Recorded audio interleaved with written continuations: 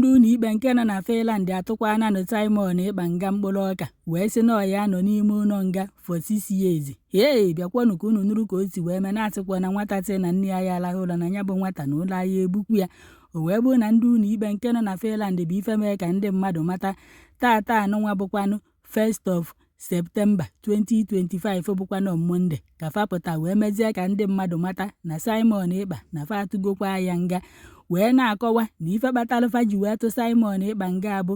ife ndị oyibo na-akpọ adịtọ mma akọwalụ na ifefa kwuru maka ya bụ ife fa wee na-akọwa na Simon Ekpa na-eji ihu akwụkwọ ya nke a na-akpọ soshal midia Facebook wee na-asọpọtụ ife ọjọọ wee na-akwado mpụ na arụrụ ana dị iche iche wee nọrọ ebe ahụ wee sịkwa na Simon Ekpa na ọ bụkwa ndị Biafra IPOB wee nọrụzie ebe a tata bụkwanụ on Monde bụ 1 Septemba 1st 2025 wee na-agwa ndị mmadụ na Simon Ekpa abụrụkwana onye faya ahapụ ka ọ na-afri, na Simon Ekpa na ọ na-eme ka onye oshi, na Simon Ekpa na ọ na-eme mpụ na ife alụ dịkwa n'iche iche, na Simon Ekpa na ọ na-edunye ndị mmadụ wee zipụfa wee kee fa wee du grupu by grupu ebe a na-agba ndị mmadụ agha na ọ na-ebinyekwanụ ndị ahụ ngwa ọgụ wee nyefa ife dịka egbe, mma, ụta wee sịfa na fa ji egbube ndị Naijiria, na fa gbuo ụmụ nwaanyị dị ime, na fa gbuo ụmụazị, na fa gbuo nne, na fa gbuo nna, na fa gbuo okolo, na fa gbuo agbọghọbịa, na Simon Ekpa na ọ na-emegasịkwa n'ife alụ dị iche iche. Ifefa dekwa na ka nna akọrọ unu makwa na ụfọdụ agha agbalichara unu ọfụma ntụfati wee dekwa ka nna akọ na anọkwa na Finland etokwo wee ju unu ibe ife mfụkwa n'ihu akwụkwọ ka m wetara unu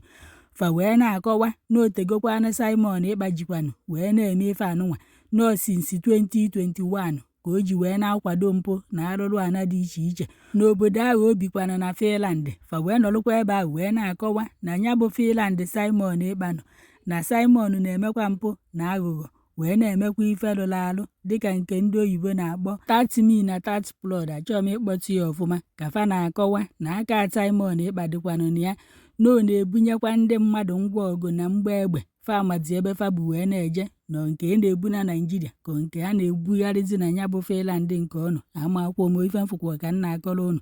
Fa wee na-akọwa na Simon Ekpa na ọ na-etinyegasị aka ya n'ife lụrụ alụ na mpụ dị iche iche ka fa nọzi ebe ahụ wee jụchaa Simon Ekpa ajụjụ wee jụọ ya o merụ ka ọ na o meghọ. Ebe a ka Simon Ekpa nọ wee na-agwa ndị ụlọ ikpe na ife niile afa na-ebo ya si na o merụ na aka ya na ọkpị ya na ọ dụghọkwana ya na ya emeghọ ya bụ ife na ya pụtanụghọ n'ihu akwụkwọ wee sị ndị mmadụ jee gbuo jee gbagbuo na ya hakwa sọpọtụ ndị IPOB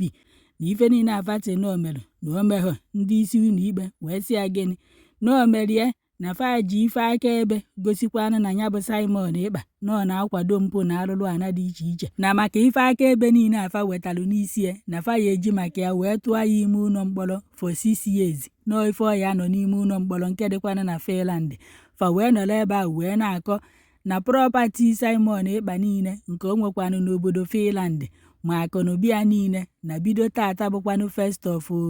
Septemba 2025 na ndị gọọmenti ya afụkwanụ maka ya bụ ife na ife niile adịzikwanụ n'aka ndị gọọmenti.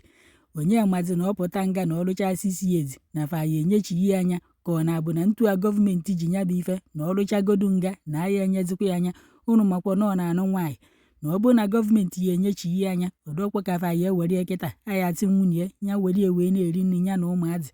Mana ntụ ọ bụ na gọọmenti ji ya ife gbakwa gọọmenti n'aka ha apụtakwa nwezikwa ike nke ndị Finland apụta amakwụkwọ m n'ọkwa ife mfụ ka m wetara unu mana mgbe vidio anụnwa ntiri ebe a pụta n'ihu akwụkwọ ọ na-efegharị ndị mmadụ na-asị na-ahapụgo Simon Ekpa, ụfọdụ sị na ahapụghị ya mana ife vidio ahụ na-akọwa abụ na ndị onufụrụ ebe a bụ ndị jelu mgbe Simon Ekpa nọ n'ime ụlọ mkpọrọ ka fa jefu ya ebe ahụ dịka ndị ụlọ ikpe si wee kpụrụ ya wee na-akọwa na since 2021 ka ọ na-akwado ife ọjọọ wee ruo na ya bụ 2024 fajazi wee kpụrụ ya wee tinye ya n'ime ụlọ nga na ndị onufụrụ ebe a kịta anụnwa bụ ndị jeneti ya ebe ọ nọ n'ime ụlọ nga na ọ bụrụkwa na mgbe ahụ fa bịara na-ahapụgo Simon Ekpa na mgbe ahụ na-ahapụbeghị ya n'ikpe ya ka ekpezi tata anụnwa. Unu mana ọ bụ na ahapụrụ ya mgbe ahụ na ọpụta na onye ọbụla ya amakwanụ na ọpụta mana unu fụrụ na ka fa mechaa vidio ahụ na o nwezi ife anụkwanụ Simon Ekpa kwuru ka ọ pụta n'ihu akwụkwọ na ahapụrụ ya ka ọ na ọ hapụghị ya na ife a na-akọwa bụ na vidio anụnwa na ahapụbeghị ya nọ ndị jeneti ya n'ime ụlọ nga bụ ife anụnwa n'ọta atabụzi Septemba 1, 2025 bụzikwa na Mọnde ka ndị ụlọ ikpe kpechaziri ikpe ya dịka a na-ekpe ya tinti ahụ wee sị na Simon Ekpa na ọ ya nọ n'ime ụlọ nga afọ 6 ọ rụchazie ya ọ pụtazie ọmanụ ka ya nọ Finland na fa ya ebunata ya obodo ya bụ Naijiria na fa ya enyezikwana ya prọpati ya gọọmenti na kojie amakwụmo anụta aka alaeze ka ntị kwuo wee fụ ka ntị wee kọrọ unu. Ụfọdụ nọ na kọmentị wee na-asị dịka a sị na ya bụ Simon Ekpa na-asọpọtụ ka eje na-anụ ọgụ na-egbusisi ndị mmadụ nwee grupu dị iche iche na ya bụ grupu a na-ekwu na fanụkwo n'obodo nke Simon Ekpa ka n'obodo ọzọ ka o je fọmụ anya bụ grupu a na-egbusisi ndị mmadụ obodo nke o si wee pụta ndị ọbụla na-aga n'udo na ahịa enwe ọgụ na mgbe ebe ahụ obodo ndị ọzọzi a na-amụ ọkụ na-egbu nwoke na-egbu nwaanyị na-egbu ikwu na-egbu ibe mana obodo nke ya dị fri ndị befe adụ fri onwe ife na-emefe onye ọbụla na-apụ n'udo na-anata n'udo obodo ndị ọzọ abụrụzie kata na ọgụ na mgba na ọkụ ka o je mụnye ebe ahụ ife fụkwa na kọmentị ka m wetara unu na anọkwa m ebe unu wee mee alejadilio nọkwa nke eti wee be ife fụkwa n'ihu akwụkwọ ka m wetara unu kedu ife ichere gbasara ya bụ ife ọdụ ka ife asịrị ome na ome n'eziokwu ka ọ na omehọ ekenekwanụ ụmụ Biafra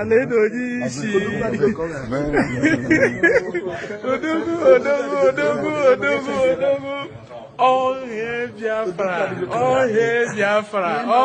Biafra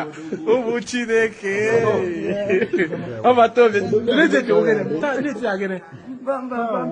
odogwu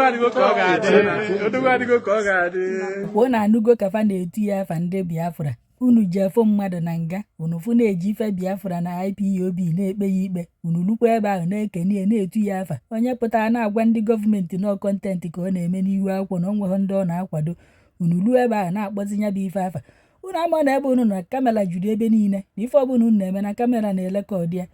ọ bụ ife nnọtị ka m wetara unu